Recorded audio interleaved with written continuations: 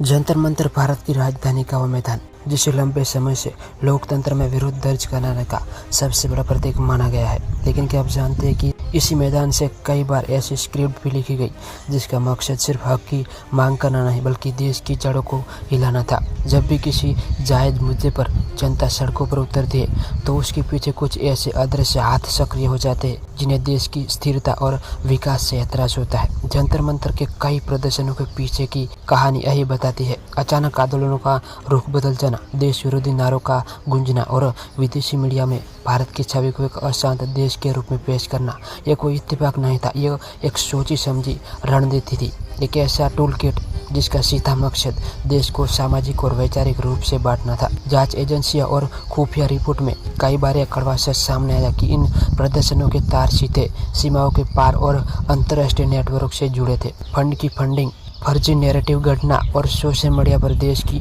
संप्रभुता को चुनौती देना इस पूरे खेल का हिस्सा था। लक्ष्य साफ था, जनता के असंतोष को हथियार बनाकर देश में अस्थिरता पैदा करना। लोकतंत्र में सवाल पूछना और शांतिपूर्ण तरीके से विरोध करना हर नागरिक का अधिकार है, लेकिन जब विरोध की आड़ में देश की अखंडता से खिलवाड़ होने लगे तो यह आंदोलन नहीं बल्कि एक षड्यंत्र बन जाता है। जंतर मंतर का असली सच है कि जागरूक नागरिक ही इस देश की सबसे बड़ी ताकत है। साजिश चाहे कितनी भी गहरी हो, जब देश एक साथ खड़ा होता है तो हर गलत इरादा नाकामयाब हो जाता है।